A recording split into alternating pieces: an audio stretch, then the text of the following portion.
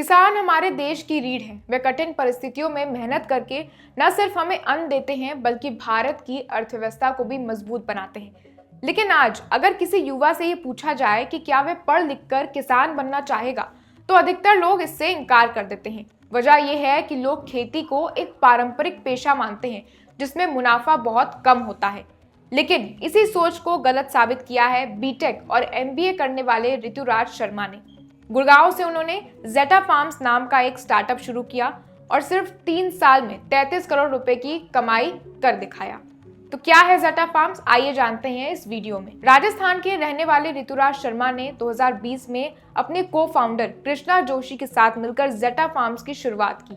ये company contract base या lease पर जमीन लेकर उस पर अनाज, फल और सब्जियों की आधुनिक तरीके से खेती करती है।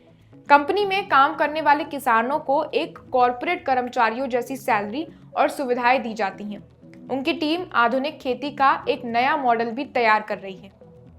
अब जानते हैं कि कितने राज्यों में फैला है जेटा फार्म्स। शुरुआत में आपको बता दें, ऋतुराज ने सिर्फ 2 एकड़ से खेती की शुरुआत की थी। फिर कॉन्ट्रैक्ट पर जमीन लेते हुए धीरे धीरे मॉडल को वो बढ़ाते गए। आज जेटा फार्म्स का नेटवर्क मध्य प्रदेश, राजस्थान, ओडिशा सहित कुल 15 राज्यों में फैल चुका है। कंपनी व्यक्तियों से कम 50 एकड़ और समूहों से 100 एकड़ जमीन लीज पर लेती है। वर्तमान में कंपनी 20,000 एकड़ में खेती कर रही है और गेहूं, चना, धान, दलहन, सब्जियां, फल, चाय, कॉफी समेत 60 से ज्यादा फसलें उगा रही है। सवाल उठता है कि जेटा फार्म्स को फंडिंग कहां से मिलती है। तो जेटा फार्म्स को फंडिंग उसकी दूसरी कंपनी ग्रोपिटल से मिलती है। ग्रोपिटल एक ऐसी फंडिंग कंपनी है जो लोगों से निवेश लेकर उसे खेती और एग्रीकल्चर प्रोजेक्ट्स में लगाती है। इसी निवेश से जेटा फार्म्स का विस्तार संभव हुआ और आज वो कंपनी एक बड़े पैमाने पर कॉर्पोरेट फार्मिंग कंपनी बन चुकी है। लेकिन सवाल उठता है कि उन्होंने खेती को प्रॉफिटेबल बिजनेस कैसे बनाया। जेटा फार्म्स का उद्देश्य खेती को एक लाभदायक बिजनेस मॉडल में बदलना है। कंपनी विभिन्न राज्यों में जमीन लीज पर लेकर खेती करती है ताकि किसी एक क्षेत्र में अगर प्राकृतिक आपदा होने पर नुकसान की भरपाई हो सके तो वो दूसरे क्षेत्र से पूरी की जा सके। इसे रिस्क डाइवर्सिफिकेशन मॉडल कहा जाता है। ऋतुराज खेती को आधुनिक विज्ञान से जोड़कर करते हैं। Soil testing, data analytics, weather apps, crop monitoring, drip irrigation और पेस्ट मैनेजमेंट, इन सब तकनीकों की मदद से वे खर्च घटाकर उत्पादन बढ़ाने में सफल रहे हैं।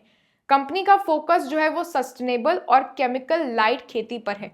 इससे करोड़ों का मुनाफा भी होता है। पहले साल सिर्फ 1 लाख रुपए का प्रॉफिट कमाने वाली कंपनी ने तेजी से ग्रोथ किया। फिर उसके बाद अगर हम बात करें तो 2022 में 22 करोड़ रेवेन्यू, 2023 में 55 करोड़ रेवेन्यू और वर्तमान रेवेन्यू 70 करोड़ के करीब का है और कुल रेवेन्यू 130 करोड़। कंपनी की टोटल वैल्यूएशन 1200 करोड़ रुपए तक पहुंच चुकी है। जेटा फार्म्स का आगे का प्लान क्या है। ऋतुराज का विजन है कि खेती को आईटी और फाइनेंस जैसे अन्य सेक्टर्स की तरह सम्मानजनक और एक प्रोफेशनल बनाना, ताकि युवाओं को बताना कि खेती भी करोड़ों का बिजनेस बना सकती है। 2030 तक 50,000 एकड़ में खेती करने का इनका लक्ष्य है। उनकी सफलता ये साबित करती है कि आधुनिक तकनीक और सही बिजनेस मॉडल के साथ खेती को देश का सबसे बड़ा रोजगार और कमाई का स्रोत भी बनाया जा सकता है।